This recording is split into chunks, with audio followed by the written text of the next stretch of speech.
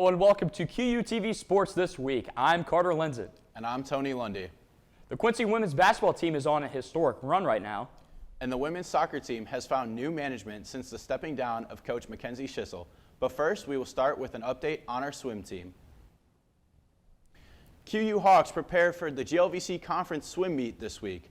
Looking for a top finish, QUTV's Grant Owen takes us down to their practice before travel. Preparing for the GLVC Conference swim meet for the Quincy University Hawks involves many puzzle pieces, like having a consistent training schedule, focusing on technique on paper, and ensuring proper nutrition and rest, all while staying hydrated and keeping your head in the sport. This is an opportunity to get the best times for the year. It's an opportunity to qualify for some higher level meets like the NCAA championships. I think we got some people that are pretty close on both the men's and the women's side, and so that's really exciting to see a lot of our hard work pay off at the end of the year. Rest is very important in this world of swimming because your body is using all of the muscles at the same time, and the swim season is so long that you need to recover. I really can't wait to see this new team and how we just look way quicker this year, and I'm happy to have some good events I actually enjoy, and I'm really happy to see just what we do. 2 weeks setting up the conference is very crucial. You got to trust your taper. You got to get your mind in the right place because swimming is such a mental demanding sport where if you aren't in the right spot, then you're not going to do as well as you hope. But going back to taper is basically where you're rested for a week. You still swim, you still do hard stuff in practice, but it's taking your foot off the gas a little bit so your body can recover and having your body be in the best form it can. Is just seeing everyone, see all the work they brought from August until basically Valentine's Day week, and excited to experience this large atmosphere. The Hawks will look to make a splash in Elkhart, Indiana starting Tuesday, February 11th, as they look to have a successful conference meet and send more swimmers to nationals. Grant Owen, QUTV News, Quincy. Hawks women's basketball came into the weekend with something to prove as they walked away with a mission to leave the weekend 12-0 with a winning streak. The first fight came on Thursday night as the Missouri S&T Miners walked into Pepsi Arena trying to spoil the fun. We're going to start off with the play of the game as Taya Stevenson gets two rebounds on this play. Stevenson goes to dish over to Hayson. Hayson tries to drive down the middle, sends it outside to McDermott. McDermott misses, and who's there? Taya Stevenson. And then that dishes around all the way back to McDermott. Hasse, sends it back to Hayson. And who's there? Taya Stevenson for the board. Stevenson, and then sends it over to Janice Dawson. Dawson sends it down to Hasse. Hasse, the grad transfer, goes up and puts it down for two. Here we got to play with Samira Williams. Williams breaks off the front of the rim, sends it back over to Janice Dawson. Dawson tries to go in for the shot and sends it over to Taylor Hasse for a deep two-pointer, and it's good. Back on that side of the court, we have Taylor Hasse trying to drive around, dishes out to Michaela Hayson and drills it. Then we got a big steal here from Samira Williams. Williams down over to Stratton. Stratton sends it over to Marion Blast for three. Green light, she scores that one, 3 points Hawks. Marion Blast with the steal, sends it over to Stratton. Stratton down the court, dribbles, sends it back to Blast. Blast then sends it over to Nicole McDermott for another 3 points for the Hawks. And the Hawks won this game by a score of 76-61, with the main contributors being Nicole McDermott with 21 and Marion Blast with 17, as mission 1 being completed for the next 2 of the weekend. As the first mission becomes completed for women's basketball, they move to the final boss. The Hawks take on to the Drury Panthers in a battle for the ages as they look to beat the Panthers for the first time in 11 years. We start off with a big three-pointer here by Michaela Hayson. Hayson shoots and scores. She has been a big three-point threat for the Hawks this season. As we now go from a rebound for Samira Williams. Samira then switches it over to Hayson. Hayson brings it up the court. Goes back to Williams for a deep two-pointer. Rebound by McDermott, buzzer beater here for Ashlyn Arnsman. The crowd goes wild as Pepsi Arena started an earthquake that wouldn't stop into the second overtime. Here we go, Samira Williams, step back, two-pointer deep, and it's good. Samira Williams, we go then to Carson Stratton down low in the paint, getting a nice shot in for two. We have a big layup opportunity there for Nicole McDermott. Then we have Samira Williams getting a pass dished out by Blast. Samira Williams, step back, two-pointer, and drills. Then we go to Hassie, to Hasten. Three-point is good. Inbound play here for Samira Williams with a defender in her face, and she drills it. Then we go over to Nicole McDermott. Nice little post-up two-pointer there to make the Hawks lead increase to 14.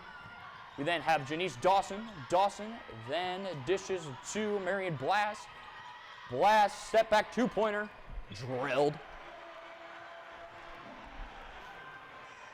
We then go to Chop Danzo. Big rebound play here.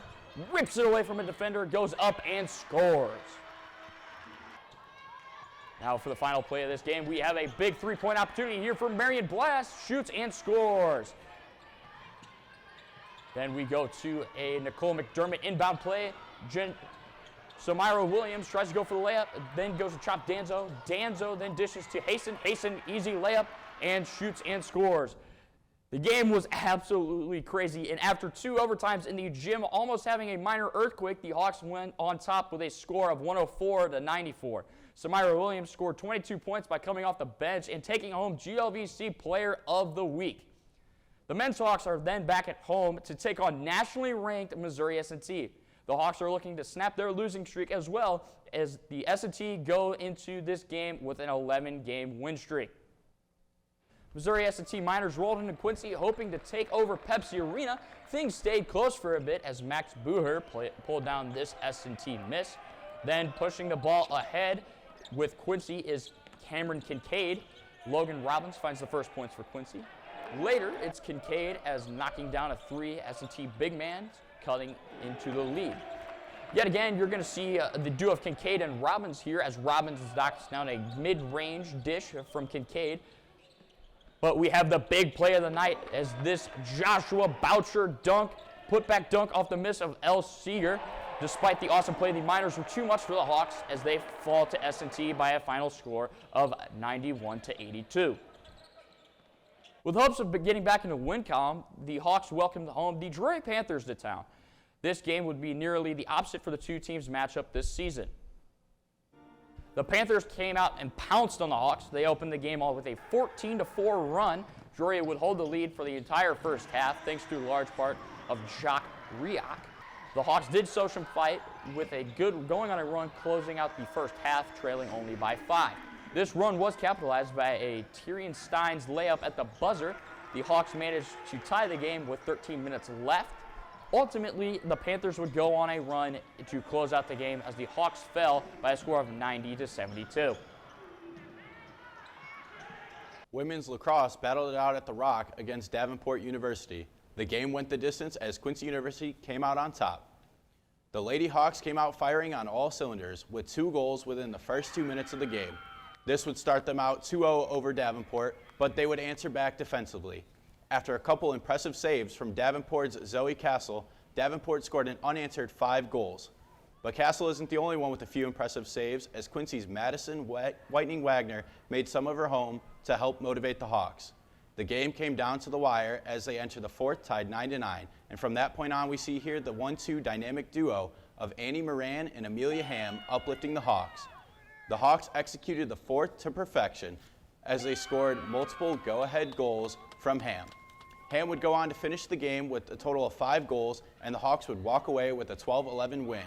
Wagner would finish the game with 12 saves, giving her the first win of the year. The Hawks go on to play Ashland University next Tuesday, so be there for that. As for men's lacrosse, they received the first win of the season by edging out Davenport Panthers. The game ended with a score of 15-14, and some standout performances include Hawkins Steen, Jamison Essen, and Mason Luoma, each contributing 4 goals in this back-and-forth matchup. The Hawks began strong, establishing an early 3-0 lead, but the Panthers rallied, making it a tight contest throughout. The decisive moment came in the final seconds when Luoma netted the game-winning goal, sealing Quincy's first victory of the season over Davenport and the first win under new head coach Jake Acevedo. Men's tennis season is officially underway. They played their first conference match against Maryville University on February 8th. The Hawks fought hard but would end up losing the set 2-5, and the next day they bounced back, beating Grandview College 7-0. This win moves the men's record to 1-3. And the women also kicked off their spring season on February 8th with the same conference matchup of Maryville University. Unfortunately, the women would suffer the same fate as the men's, dropping the match 7-0. They came back the next day strong, beating Grandview College 7-0, moving their record to 1-1 for the spring and 2-3 on the year. Coming up next, we have QUTV's Freya Henson meets the new head coach for the women's soccer team.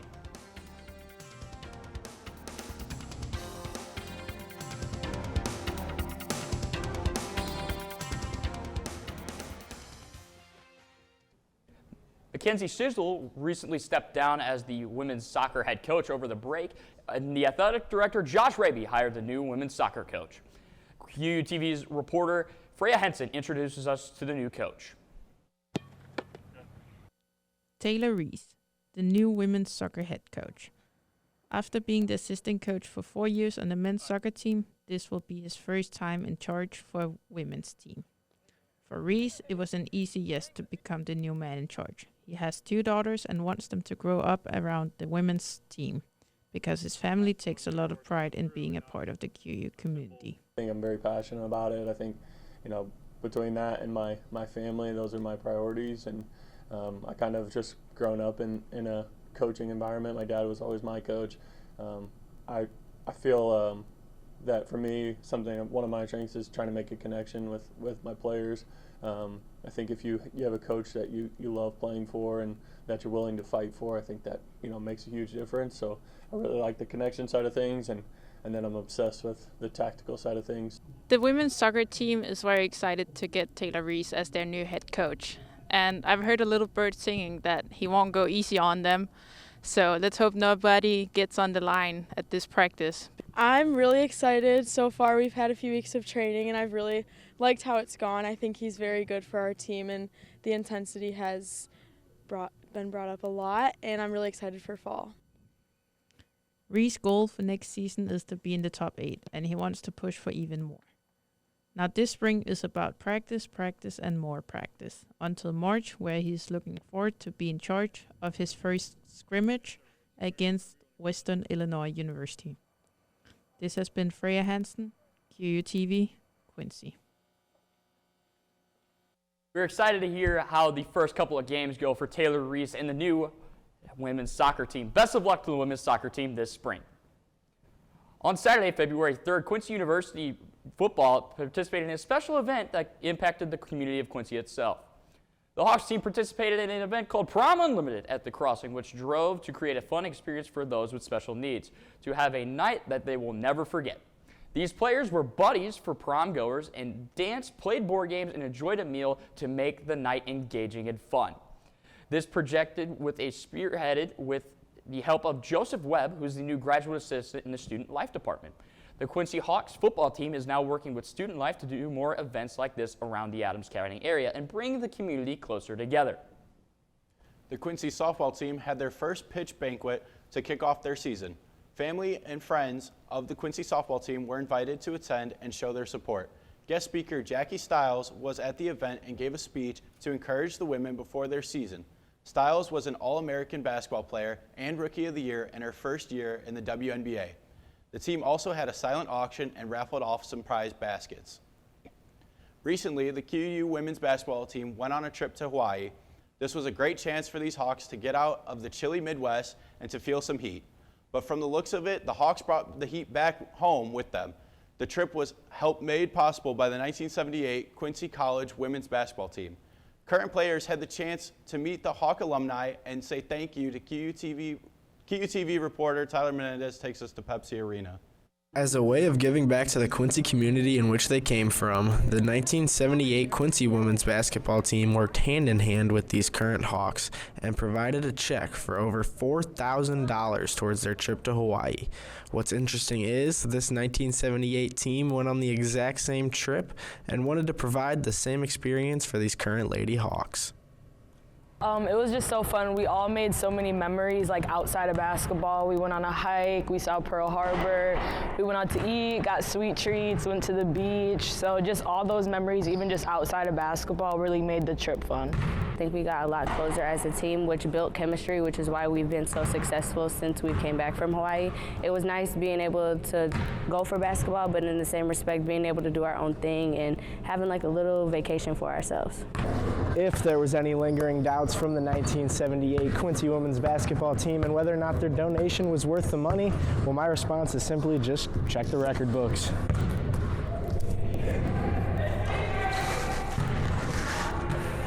And the books read that the Hawks have not lost a single game since their trip to Hawaii. They are currently on a 12-game win streak and are sitting in second place in the GLVC, only behind the 13-1 Lewis Flyers, who the Hawks will play on the road coming up on February 27th.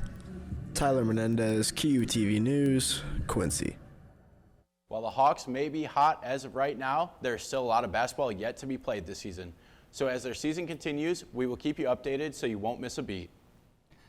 The 35th annual John Funk Memorial Chili Cook-Off is this weekend, along with the 23rd annual Cash Bash. The event is located in the Health and Fitness Center from 11 to 2 p.m. on Sunday. February 16th, the event is open to the public with a $5 food ticket for all you can eat and $50 tickets for the Cash Bash. That includes admission to the cook-off, so don't miss out all you can and eat chili and win some cash prizes. For more information on the event and to purchase Cash Bash tickets, contact the athletic office at 217-228-5290. So, Carter, I hear that we have even more to unpack with this women's basketball team. Wow, that's something. They've been an absolute treat to watch over the past couple of weeks. And not only it pertains to basketball, but coming up next, we'll have Ryan Capps with the forecast.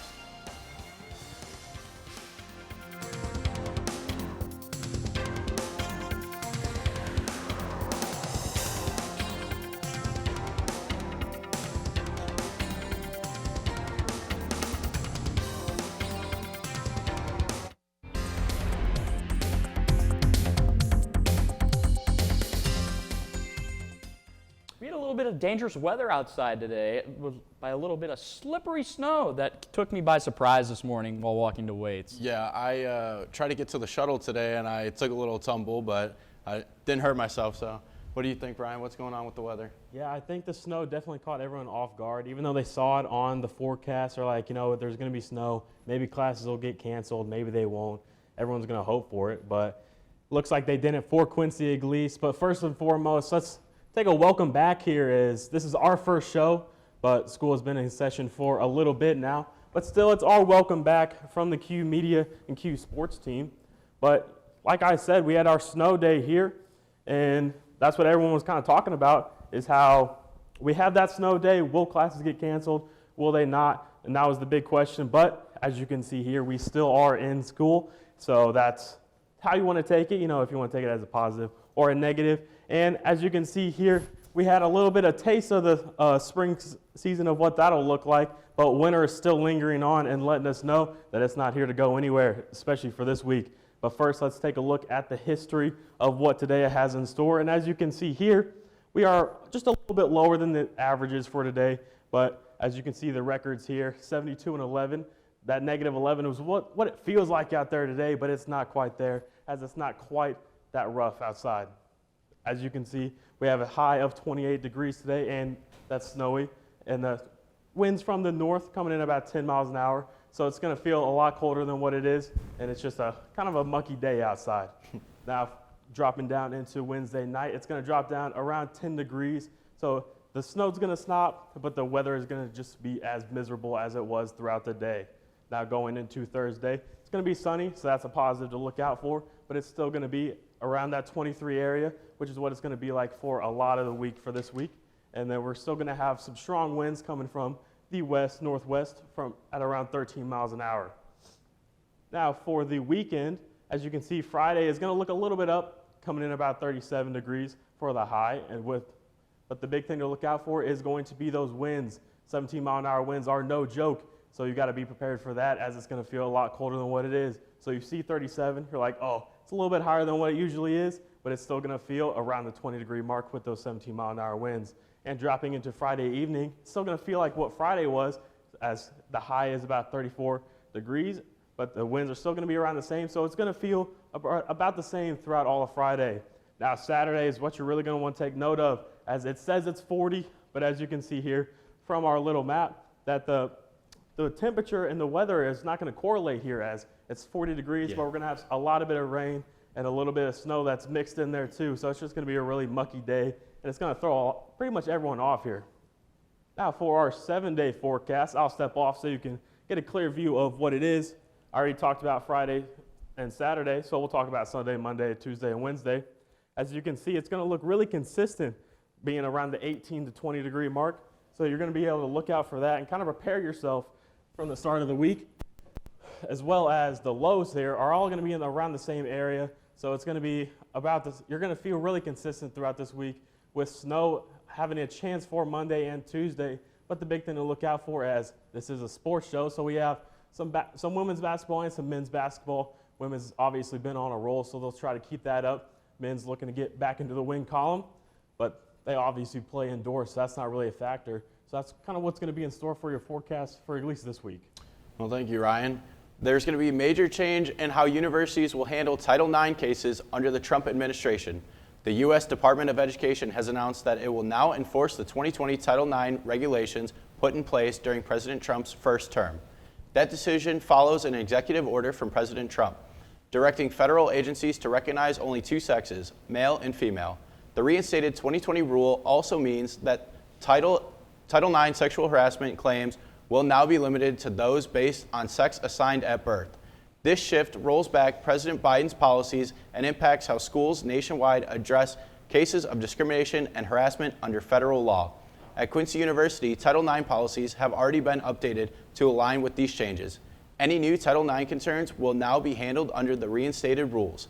Students and staff are encouraged to review QU's updated policies online or contact the Title IX office directly. Sky Culbertson is a grad assistant on the women's basketball team here at Quincy University, but she is not your typical grad assistant. Culbertson practices with the team as a scout team player towards the end of the practice week. You may ask, what is a scout team player? Lindsay Fisher takes us to Pepsi Arena with the women's basketball team to find it out. There's a lot behind the scenes going on with the women's basketball team's success this year.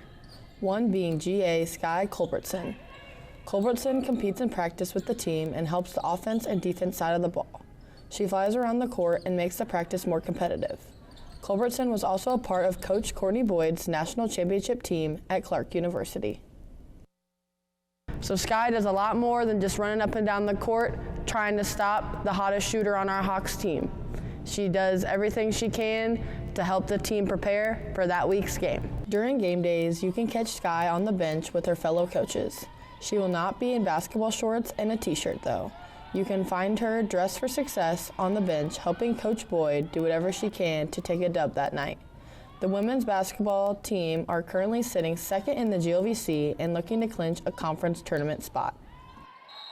She brings a great level of intensity and energy to our practices, and just an incredible skill set. She's a great player, and even though she hasn't played in a few years, her skills are still incredible, and just her overall experience has been amazing and has taught us a lot about the game. The women are filling Pepsi Arena seats every home game and continue to do so with a couple games left in the regular season. Sky will continue to contribute during practice and help the team stay fierce and aggressive at practices as they look to climb to the #1 team in the GLVC. Lindsay Fisher, QUTV News, Quincy. Please come out to Pepsi Arena to support the Quincy women's basketball team as they continue to have success and climb the GLVC ladder. Coming up next, we take a look at some special players on the gridiron that may be overlooked and where they put in this work to get where they are now.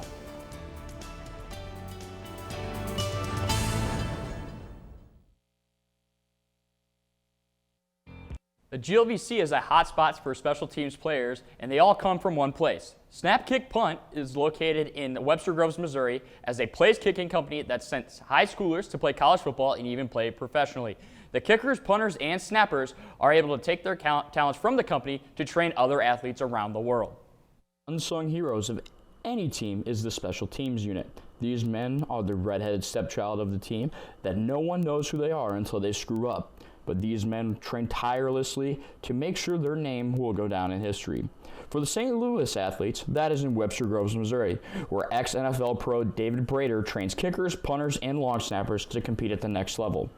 Brader is a Webster Groves High School and Lindenwood University alumni that went on to punt for the Jacksonville Jaguars, and he has started the company to create a program that trains these athletes. Thing that me and David actually talked about yesterday, when we do our group lessons on Sunday, he talked to me and said that we don't do it for the money at all. It's the benefit for the kids. And benefiting for the kids means money's not an issue at all. We have the shop where we work out in when it's cold outside, and then we work out at Moss Field where it's when it's warm outside, we're able to go. And I really enjoy the fact that it's not a money grab. When these athletes start with Brader, he molds them into young men who go on to compete at the collegiate level. While some go to large schools like punter Luke Bauer for the Missouri Tigers, former Rice and current punter for the Detroit Lions Jack Fox, and former Memphis Tigers long snapper Chase Neal. Others land in the GLVC, like all-conference punter Logan Jacobson for the Missouri S&T Miners and punter Mason Gessert for the Truman State Bulldogs. You know, of course, going there, getting better, and having that competitive edge with the other guys, and you know the drive to get better. I mean, that's amazing to be around the atmosphere. But the other side of it is like the atmosphere of just like being friends with these dudes and having these relationships for the rest of my life, and seeing them and having a great time, and doing something that we all love is I think it's pretty special. And that's one thing I can say about David Brader is that he's just more than a coach. Like, he's become, a pretty good friend. These athletes come in as high schoolers not only to get training from Brader, they also look up to the college players for advice and coaching tips. I love how hard he can be on us when you know he means well. But then whenever he gets pissed at a guy, he'll talk about that. Like, these guys, they just don't pay attention to me. And if they would, they'd be great. He goes, you, Mason, Carter, all them, they pay attention. And look where you guys are at, and look where they're at. And then I love hearing about that, and then I love seeing that as well. Like, the growth that we're making compared to the other people that just kind of, stay still. Mm-hmm. And that really shows, how much he knows. And that's more of a reason that, maybe I should listen to him. No matter what school these specialists go to, these athletes are able to perfect their craft in a place that is specially designed for them. Carter Lenzen, QUTV News, Webster Groves. We kind of mentioned it earlier in the show about that chili cook-off, and I gotta say, that's getting me kind of hungry. But chili isn't usually my favorite food, but I might have to take a stop out there and test out some of the chili. Yeah, I mean, I haven't gotten a chance to go, and I really want to. So I think this year, being my last year, I have to go. Yeah, I think I have to go. Usually my favorite go-to is Steak and Shake grilled cheese sandwich with their chili in a little chili cup bowl. Onions, cheese, crackers. Oh, it's the best way to go for chili. Yeah. I like putting cheese. I know a lot of people put sour cream. That's okay. But it's whatever. I personally like spicy chili. Any type of spicy chili is good. Yeah, man. I don't personally eat chili a lot, but Carter, it sounds like you got kind of the whole recipe down of what makes it the best. So might have to take some tips from you. Don't worry, everybody has their best chili recipe, but thank you for watching QUTV Sports this week. Be sure to check us out on social media and QUTV.net.